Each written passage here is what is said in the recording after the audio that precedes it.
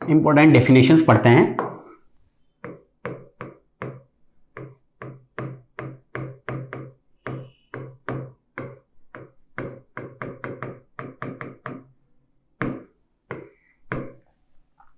सबसे पहली important definition is energy band gap. This is energy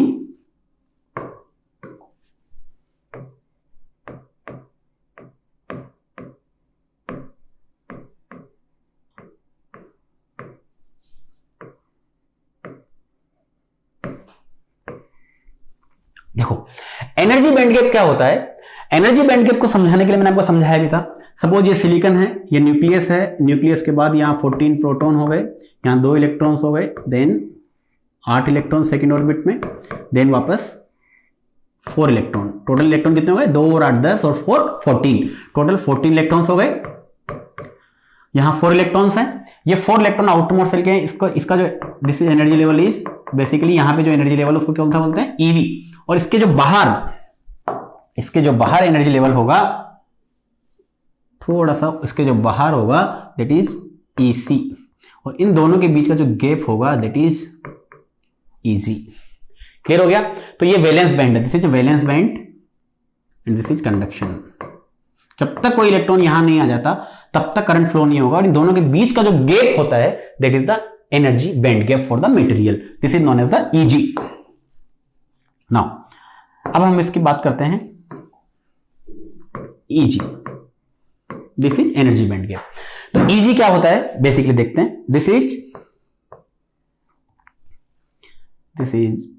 EC, this is EV. Valence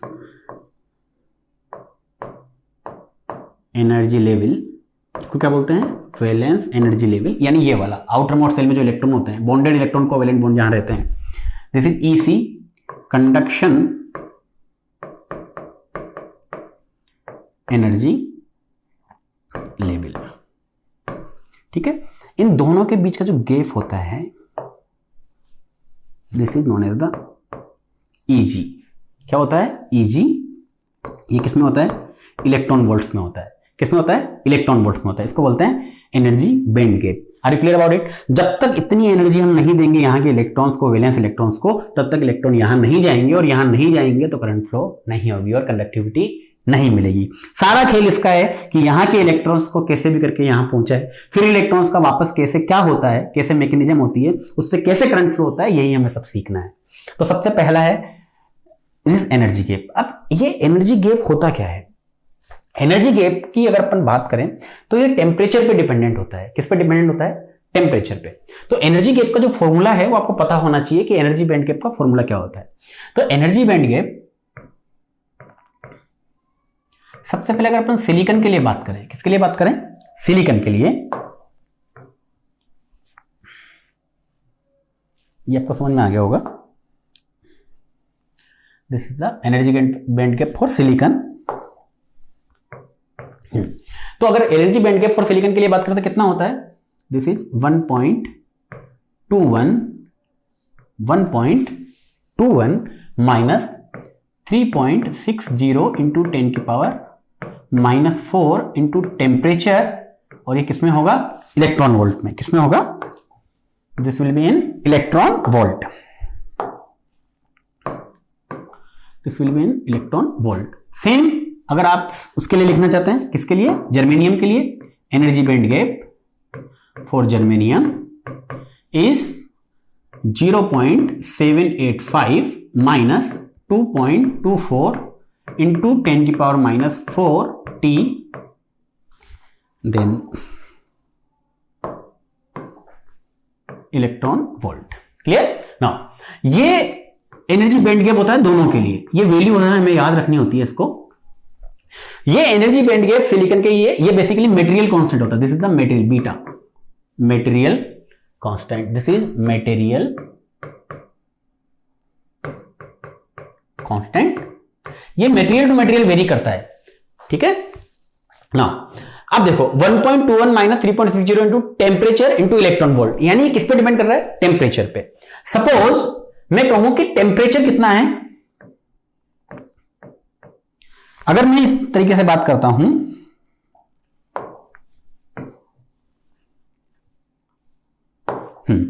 कि Eg for silicon, Eg for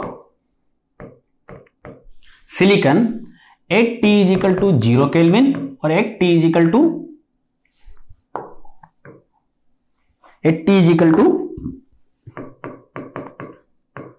300 kelvin और Eg for germanium. अब 0 kelvin की बात करें, ये टेबल हमें याद होनी चाहिए। 0 केल्विन पे 0 केल्विन की अगर बात करें, T is equal to 0 kelvin अगर आप रखेंगे तो कितना जाएगा 1.21, तो ये कितना होता है, दिस विल बी 1.21 और T is equal to 300 kelvin पे अगर आप देखेंगे तो अगर यहां आप वैल्यू पुट करेंगे 300 केल्विन और इसको मल्टीप्लाई करेंगे तो you will gate almost 1.1 electron volt. कितना 1.1 electron volt. Same here for germanium, this is, अगर आप यहां 0 केल्विन पुट करेंगे तो इट विल बी 0.785। ये सब किसमें है, इलेक्ट्रॉन वोल्ट में, ध्यान रखना, this is in electron volt 0.785। और अगर आप इसको थोड़ा सा कैलकुलेट करेंगे अगर आप तो ये आ जाएगा T is equal to 300 kelvin रखेंगे तो this is 0.71 electron volt, this is electron volt. तो are you clear about it? तो this is the energy band gap, जो आपको पता होना चाहिए कि ये क्या होता है। एनर्जी बैंड आपको याद रखना है, सीधे सीधे गेट में एक क्वेश्चन आ जाता है सीधे सीधे कि एनर्जी बैंड गैप क्या है, और बहुत सारे मटेरियल्स का है, वो आगे हम पढ़ेंगे। हमें 2 का तो बिल्कुल याद होना चाहिए, एक गैलियम आर्सेनिक का भी होता है, वो आगे पढ़ेंगे अपन, उसका भी ध्यान रखेंगे। तो दिस इज द सिलिकॉन के लिए 1.21 at 0 kelvin, 1.1 electron volt at T is equal to 300 kelvin. Germanium 0.785 electron volt for the 0 kelvin and 0.71 electron volt for the 300 kelvin. Are you clear about it? तो ये आपको बिल्कुल ध्यान रखना है कि एनर्जी बैंड गैप क्या होता है और एनर्जी बैंड गैप कितना होता है। ऑलमोस्ट अगर अपन मेटल की बात करते हैं तो ये मेटल के लिए ये जो गैप होता है, ये मेटल के लिए Eg जो होता है वो 0 इलेक्ट्रॉन वोल्ट होता है। इंसुलेटर के लिए ये Eg कितना होता है, ऑलमोस्ट 6 इलेक्ट्रॉन वोल्ट। ये इतना ज्यादा होता है कि हम कुछ भी कर लें यहां के इलेक्ट्रॉन को यहां नहीं पहुंचा सकते हैं, यहां के इलेक्ट्रॉन को हम यहां नहीं पहुंचा सकते हैं। और सेमीकंडक्टर की बात करें तो ये कितना होता है, Eg is nearly equal to 1 electron volt. ये आपको मैं बता चुका हूं, ठीक है। तो ये 1 इलेक्ट्रॉन वोल्ट होने के कारण इतनी एनर्जी हम टेम्परेचर से, लाइट से इमिट कर सकते हैं, दे सकते हैं, एक्साइट कर सकते हैं कि यहां का इलेक्ट्रॉन यहां पहुंच जाए। तो this is the basic of first definition जो हमने पढ़ी है, that is the energy band gap. मेरे हिसाब से आपको इससे क्लियर हो गया होगा। तो हम पढ़ रहे थे energy band gap. Energy band gap हमने सेमीकंडक्टर के लिए और सेमीकंडक्टर में सिलिकॉन और जर्मेनियम के लिए पढ़ा, उसकी वैल्यूज पढ़ी और उसके लिए हमने एक टेबल बनाई थी। उसके बाद हम देखते हैं कि मेटल, सेमीकंडक्टर और इंसुलेटर में तीनों में क्या फर्क होता है। तो आपको हल्का सा मैं ब्रीफ कर चुका हूं। अगर अपन देखें, सबसे पहले अपन बात करते हैं मेटल की। अपन चल रहा है energy band gap, energy band gap. अगर इसमें मैं मेटल की बात करूं तो क्या होगा, इसके लिए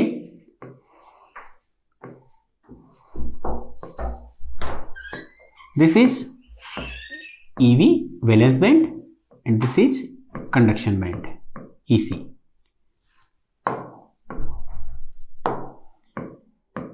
दोनों के बीच का जो गैप है वो होता ही नहीं है। गैप होता ही नहीं है तो क्या होता है, ओवरलैप करते हैं। क्या करते हैं,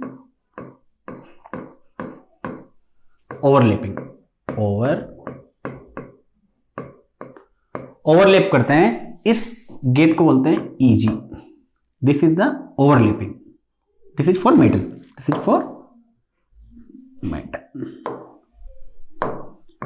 तो इसके लिए क्या लिखेंगे, EG इज 0 इलेक्ट्रॉन वोल्ट। हाँ, एक चीज हमेशा ध्यान रखनी है, EG इनवर्सली प्रोपोर्शनल होता है टेम्परेचर के, चाहे वो मेटल हो, चाहे वो सेमीकंडक्टर हो, चाहे वो इंसुलेटर हो।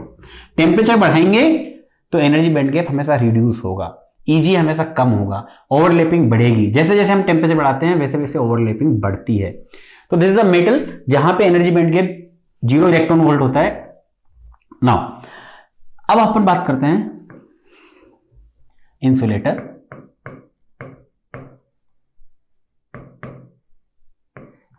इंसुलेटर के लिए एनर्जी बैंड गैप क्या होता है?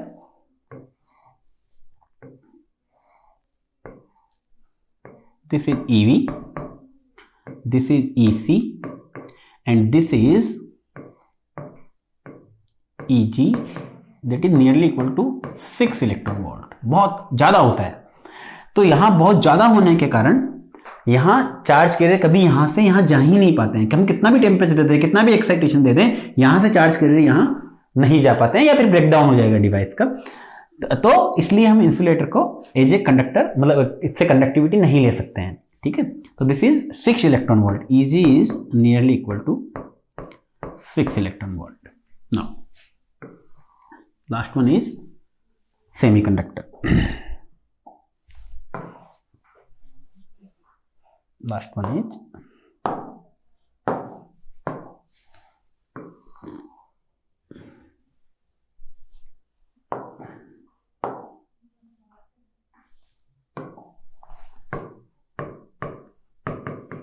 सेमीकंडक्टर। सेमीकंडक्टर के लिए क्या होता है? एनर्जी बैंड गैप जो होता है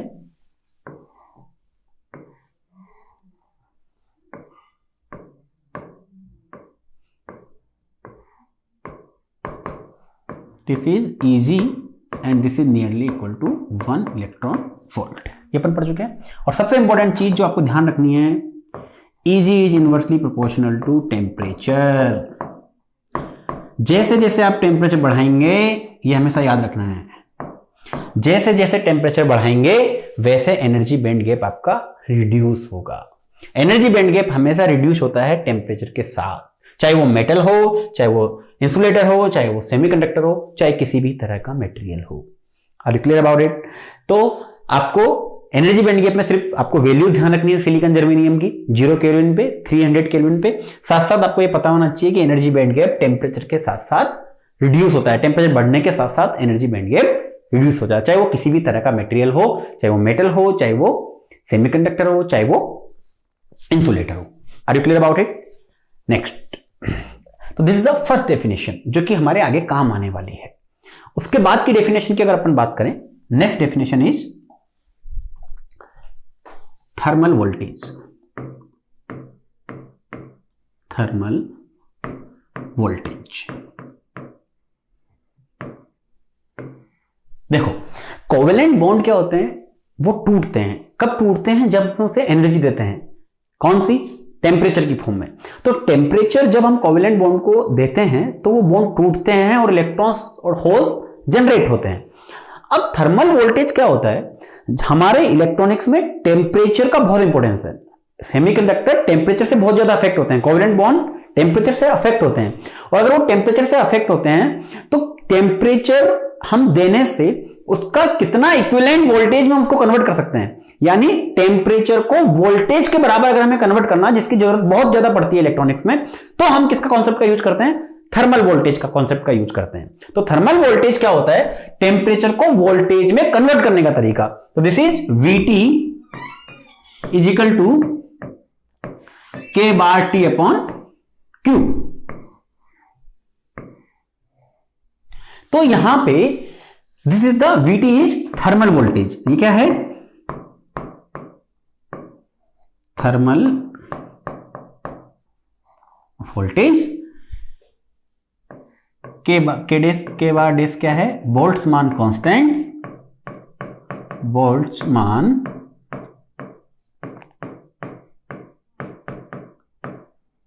constant. Clear? Then T is the temperature and Q is the electronic charge. Are you clear about it?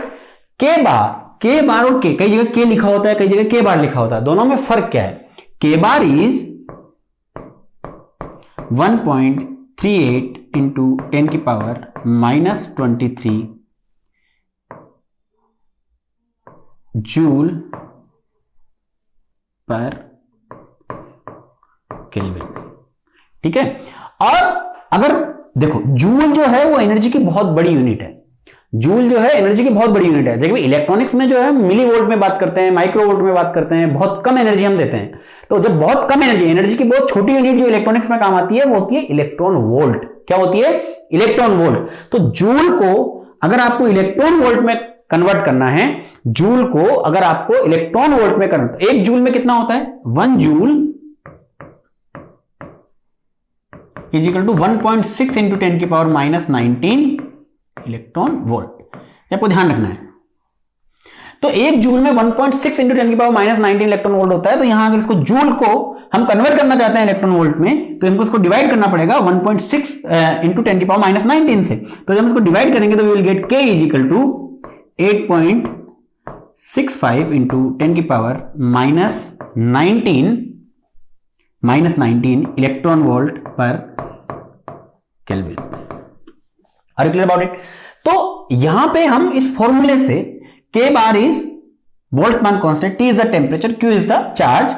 हम अल्टीमेटली इस फॉर्मूले से हम क्या कन्वर्ट कर सकते हैं? टेम्परेचर को, ये कांस्टेंट है, ये भी कांस्टेंट है, इस टेम्परेचर से टेम्परेचर को हम इक्विवेलेंट वोल्टेज में कन्वर्ट कर सकते हैं, जो कि हमारी कई जगह काम आएगा। क्यों? हम टेम्परेचर से कोवेलेंट बॉन्ड तोड़ रहे हैं और अल्टीमेटली एनर्जी बढ़ा रहे हैं। तो एनर्जी का कहीं ना कहीं किससे रिलेशन है? चार्ज से, वोल्टेज से। E इज इक्वल टू क्या होता है? Energy is equal to Q into V। तो हमारे पास अगर वोल्टेज है तो वोल्टेज डिपेंडेंट अल्टीमेटली एनर्जी पे, और टेम्परेचर से एनर्जी चेंज होती है, एनर्जी से वोल्टेज चेंज होता है। तो ये फॉर्मूला आपको याद रखना है कि टेम्परेचर को हम वोल्टेज में कैसे कन्वर्ट करते हैं। मेरे हिसाब से आपको बिल्कुल क्लियर हो रहा होगा कि हम क्या कर रहे हैं। तो ये हमारा 1 joule is equal to 1.6 into 10 की power -19 electron volt.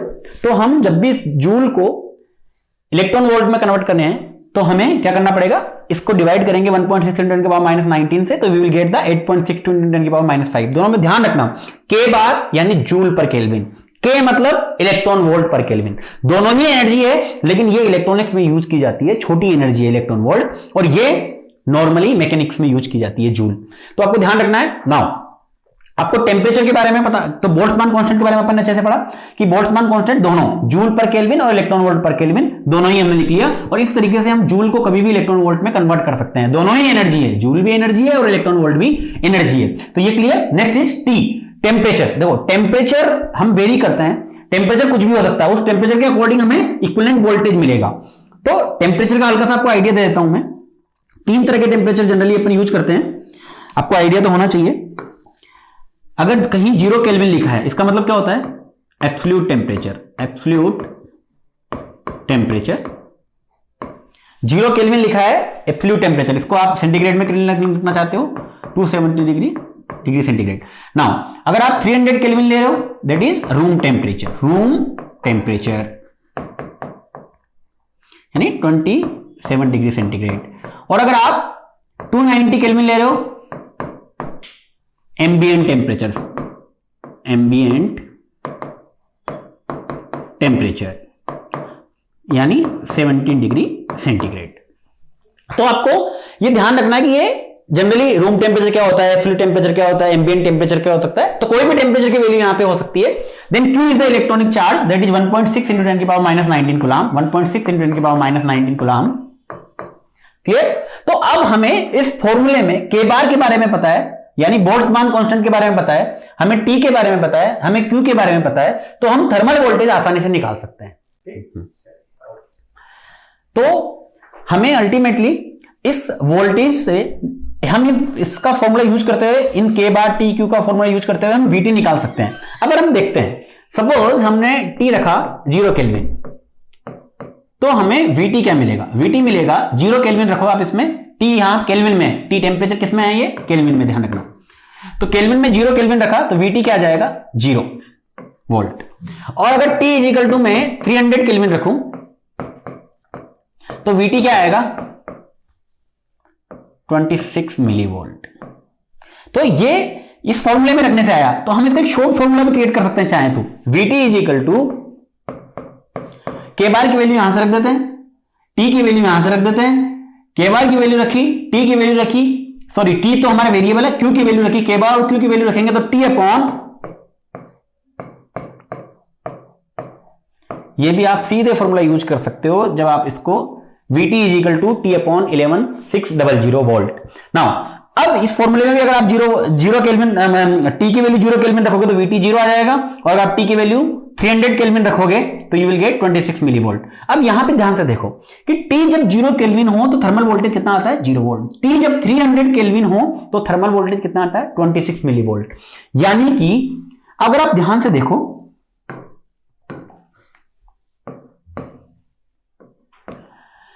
For a large variation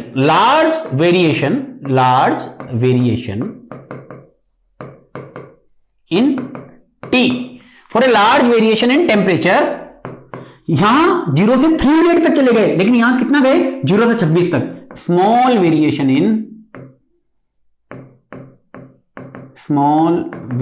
in voltage Vt, तो थर्मल वोल्टेज में स्मॉल वेरिएशन हुआ for large variation in the temperature. तो आपको ध्यान रखना है फॉर द लार्ज वेरिएशन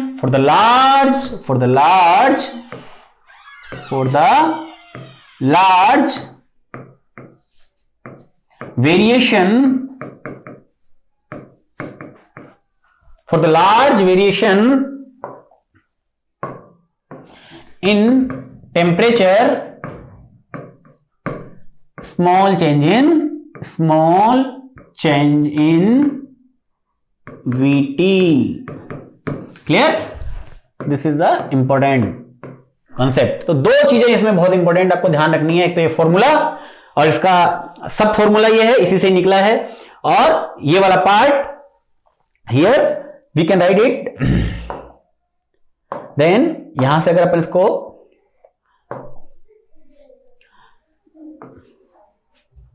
तो आप इसको ध्यान रख सकते हो 0 केल्विन पे 0 वोल्ट, और इस तरीके से आपको ये क्लियर हो जाएगा। Now I think you are very clear about the what is thermal voltage, कैसे हम टेम्परेचर को वोल्टेज के इक्विवेलेंट में कन्वर्ट कर सकते हैं। Clear? Next, the next important definition is electric field.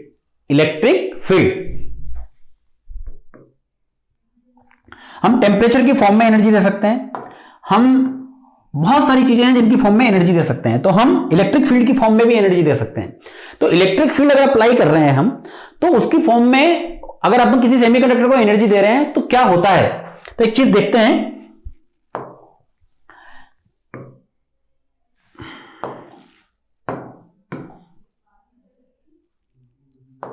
तो दोनों डेफिनेशन आपको क्लियर हो गई, पहली एनर्जी बैंड गैप, दूसरी थर्मल वोल्टेज, तीसरी definition that is the electric field.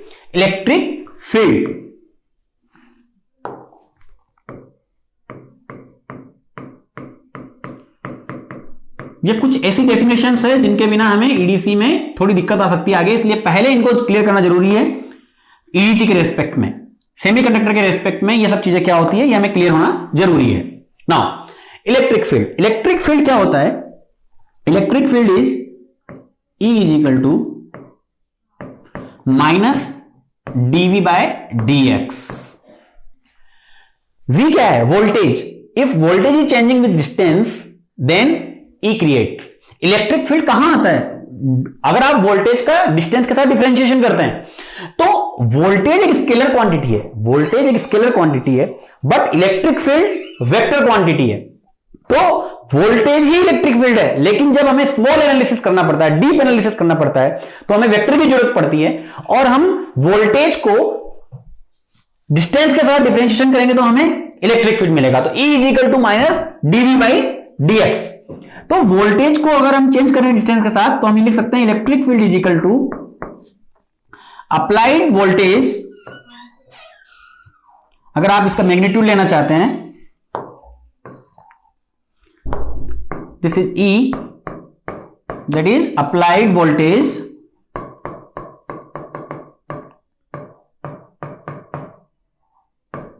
upon distance। Clear? अब देखो इलेक्ट्रिक फील्ड का हमारे यहां क्या यूज है, या किस तरीके से गेट में कई बार इलेक्ट्रिक फील्ड हमारे यूज आता है। तो अब हम किसी एक सेमीकंडक्टर बाहर लेते हैं, सपोज ये यूनिफॉर्म सेमीकंडक्टर बाहर लिया हमने, uniform, this is uniform semiconductor bar. इसको कनेक्ट किया हमने एक वोल्टेज सोर्स से,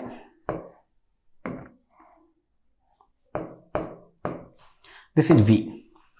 सपोज ये 1 वोल्ट का एक सोर्स लगाया हमने यहां पे, this is a 1 volt source.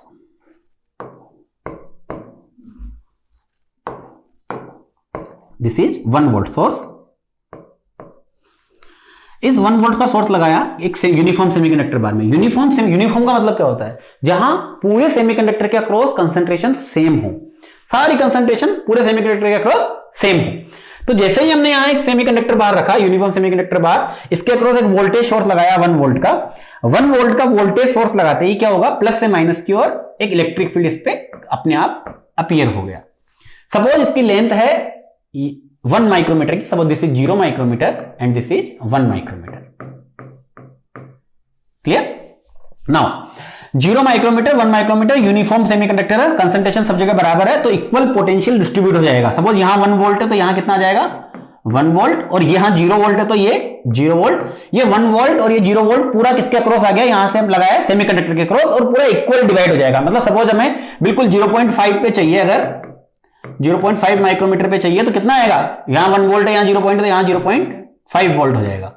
ठीक है, तो पूरा इक्वल डिस्ट्रीब्यूशन है। अब अगर हम देखें कि दिस पॉइंट इज, सपोज रखते हैं अपन A, this point is B and this point is C। ठीक है, इसको थोड़ा सा अलग कलर से देख लेते हैं।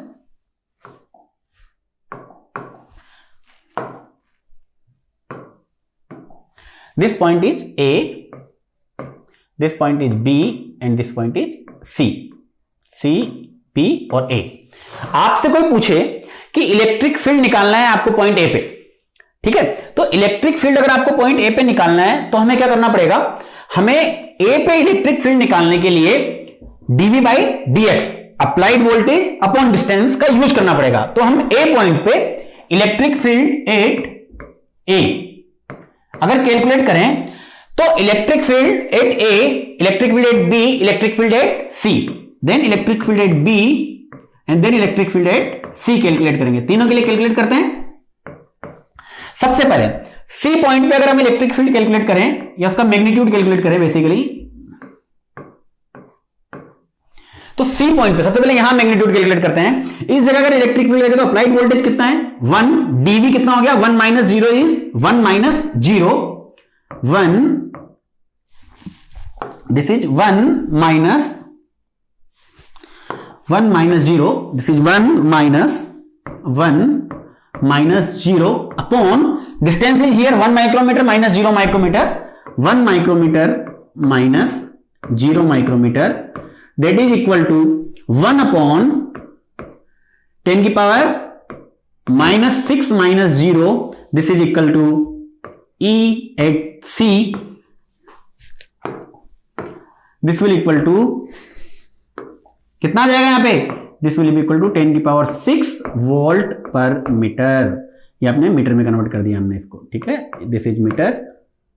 यहां ध्यान से लिखते हैं अपन, दिस इज माइनस 0 और ये आ गया मीटर में और ये आ गया वोल्ट में, तो वोल्ट पर मीटर। क्लियर? तो EC एट C पे अगर हमें इलेक्ट्रिक फील्ड देखना तो कितना आया? 10 की पावर 6 वोल्ट पर मीटर। अब हमें B पे दिखाना है। B पे अगर हम यहां से B पे निकालना चाहते हैं, B पॉइंट पे हमें इलेक्ट्रिक फील्ड निकालना है, तो इलेक्ट्रिक फील्ड कैसे निकलेगा B पॉइंट पे? B पॉइंट पे इलेक्ट्रिक फील्ड आप देखिए, that is voltage is 0.5 minus 0, चाहे इधर से कर लो चाहे इधर से कर लो, 0.5 माइनस 1, तो magnitude is same is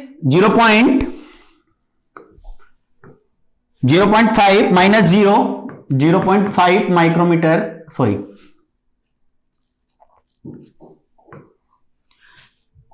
0.5 volt upon 0.5 volt minus 0 volt upon 0.5 micrometer minus 0 micrometer, that is also 10 की पावर 6 वोल्ट पर मीटर। ये भी कितना आएगा 10 की पावर, क्योंकि 0.5 से 0.5 कैंसिल हो जाएगा, 0 से 0 कितना 10 की पावर 6 वोल्ट पर मीटर। देन ईए पे अगर आप कैलकुलेट करना चाहते हो तो दैट इज 0 माइनस 0 यानी 0/0 फॉर्म यानी नॉट डिफाइन, यहां पे के नॉट डिफाइन, यहां आप लिख सकते हो कि नॉट डिफाइन। तो अल्टीमेटली हमें क्या मिला यहां से, अगर हम कंक्लूजन देखें इसके लिए कि इस पे ईए, ईबी और ईसी, ईए पे हम डिफाइन नहीं कर सकते। इसके अलावा आप किसी भी जगह चले जाइए, चाहे आप इस पॉइंट पे आपको निकालना हो, चाहे आपको इस पॉइंट में निकालना हो, इस पॉइंट पे, इस पॉइंट पे, इस पॉइंट पे, किसी भी जगह आपको यूनिफॉर्म सेमीकंडक्टर बार में निकालना हो, आपका अल्टीमेटली आपका इलेक्ट्रिक फील्ड की वैल्यू सेम रहेगी। तो अगर मैं इसका ग्राफ बनाऊं, this is the electric field and this is the distance x, तो आपको ए पॉइंट पे आपको कुछ नहीं मिलेगा, बाकी बी हो, सी हो, कोई भी पॉइंट हो, बाकी कांस्टेंट रहेगा। Electric field will be constant, तो this will be electric field, E will be constant. बस सिर्फ ए पॉइंट होगा जहां आपका डिफाइन नॉट डिफाइन होगा, अदरवाइज आपका यूनिफॉर्म, शर्त क्या है, यूनिफॉर्म सेमीकंडक्टर बार होना चाहिए। अगर यूनिफॉर्म सेमीकंडक्टर बार है तो आपका हर जगह इलेक्ट्रिक फील्ड सेम रहता है। ये हमारे जानने और समझने की इंपॉर्टेंट चीज थी कि हमें यह पता होना चाहिए कि इलेक्ट्रिक फील्ड इसे यूनिफॉर्म सेमीकंडक्टर बार में कैसे होता है, यानी किसी भी पॉइंट पे आप निकालिए हमेशा वहां इलेक्ट्रिक फील्ड आपको सेम मिलेगा। ये कुछ ऐसी चीजें हैं जो गेट में बहुत काम की है, पहले हम उनके बारे में धीरे धीरे करके मैं आपको पढ़ा रहा हूं, उनकी डेफिनेशंस को क्लियर कर रहा हूं ताकि आपको आगे कुछ भी समझने में दिक्कत नहीं होगी।